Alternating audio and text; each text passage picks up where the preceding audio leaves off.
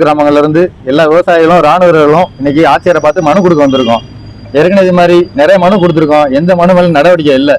என்ன அப்படின்னா எங்க ஊருக்கு கல்குவாரிகள்னால 1008 பிரச்சனைகள் வருது. இப்போ பிரச்சனை வந்து மருத்துவ ரீதியா அவ்வளவு பிரச்சனைகள் வருது. விவசாயம் செய்ய முடியல, கம்மாய்க்கு தண்ணி வரல, ஆத்துக்குள்ள தோண்டி வச்சிருக்காங்க. இது உடல் ரீதியாக மன ரீதியாக எங்க மக்கள் வந்து மிகுந்த சித்திரவதைக்கு உள்ளாக்கப்படுறாங்க. எல்லாமே வந்து நாங்க ஆட்சியர்கிட்ட நாங்க மனுவா கொடுத்துருக்கோம், ஆர்டிஓ கொடுத்துருக்கோம், தாசில்தார்ட்ட கொடுத்தோம், விஏஓ டிடி எல்லாத்தையும் நாங்க மனுவா கொடுத்தாச்சு. இதுக்கு பிரதிபலனம் என்ன கிடைக்குன்னா அந்த குவாரிகள் மேல வழக்கு போடாம டெய்லி போராடுற தினக்கூலி விவசாய கூலி மக்கள் மேலதான் வழக்கு போட்டிருக்காங்க. கூடக்கோயில் ஸ்டேஷன் இது வரைக்கும் எங்க கிராமத்து மக்கள் மேல எல்லாருமே வந்து மாச சம்பளம் வாங்குறாங்க கிடையாது. எல்லாருமே தினக்கூலி 200 ரூபா 300 வேலைக்கு போற கூலிக்கு போற மக்கள் அவங்க மேலதான் குவாரி பிரச்சனைலாம் நீங்க எல்லாரும் நினைக்கலாம். தமிழ்நாட்டுல டெய்லி 1008 குவாரி பிரச்சனை ஓடுது. அதுல ஒண்ணும் நினைக்காதீங்க. எங்க ஊர்ல இருக்க குவாரிகளுக்குள்ள பஞ்சமி நிலங்கள் இருக்கு. அதுக்கான proof, survey number, A register காப்பில இருந்து எல்லாமே நாங்க வந்து கலெக்டர்கிட்ட கொடுத்தோம். இந்த 20 நாளுக்கு முன்னாடி வந்து மனு வந்து கலெக்டர்கிட்ட கொடுத்தோம். பஞ்சமி நிலங்கள் இருக்கு, 9 ஏக்கர் கோயில் நிலம், ஐயனார் கோயில் நிலம் இருக்கு, பெருமாள் கோயில் நிலம் 12 ஏக்கர் நிலம் இருக்கு.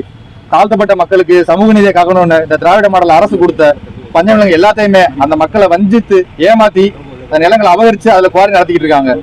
அது மட்டும் பார்த்தாம நில ஒப்படை நிலங்கள்னு சொல்லி நிலமற்ற ஏழைகளுக்கு இந்த அரசு வந்து அந்த மக்களுக்கு நீதி வழங்கணும், பொருளாதார வழியில அவங்க முன்னேற்றம் கொண்டு வந்த நிலங்களை ஃபுல்லா அரசு அவங்களுக்கு கொடுத்த நிலங்களை ஃபுல்லா அவங்க பொய் சொல்லி அபகரிச்சு எல்லாம் பண்ணி இன்னைக்கு அதில் குவாரி நடத்திட்டு இருக்காங்க. குவாரி நடத்தின நாங்க வளர்ச்சிக்கு எதிரானவங்க இல்லை சார்.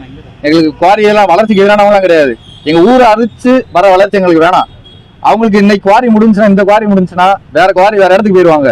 இந்த ஊருக்கு மட்டும் வேற ஊருக்கு போயிடுவாங்க. எங்களுக்கு இந்த ஒரு ஊர் தான், கல்லணைப்புதூர் ஒரு கிராமம் தான். எங்களுக்கு வேற எந்த கிராமம் கிடையாது. இந்த கிராமத்தோட நாங்க எத்தனை குவாரி உங்க ஊர்ல செயல்படுத்தி இப்ப புதுசா எத்தனை குவாரி எங்க ஊர்ல 18க்கு மேற்பட்ட குவாரிகள் இருந்து இப்போ இயங்கிட்டு இருக்கு. இதுல இப்ப புதுசா ஒரு குவாரிக்கு வந்து அனுமதி கேட்டிருந்தாங்க.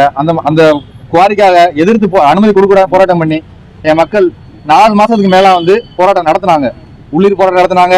எந்த அதிகாரிகளும் வந்து கண்டுக்கல. ஒரு கட்டத்துக்கு மேல மக்கள் வெகுண்டு எழுந்து ஆர்டிஓ ஆபீஸ்க்கு போய் முற்றுகை போராட்டம் மாதிரிட்டு நைட்டு ஃபுல்லா அங்கேயே உட்காந்துருந்தாங்க. அதுக்கப்புறம் தாங்க தனியா வந்து இன்ஸ்பெக்ஷன் டீம் அமைக்கிறோம் அப்படின்னு சொன்னாங்க. இன்ஸ்பெக்ஷன் டீம் அமைக்கிறேன்னு சொன்னா எங்க ஊர் நாங்க மக்கள் போராடினாக்கா தனியா அமைக்கங்களா சார்?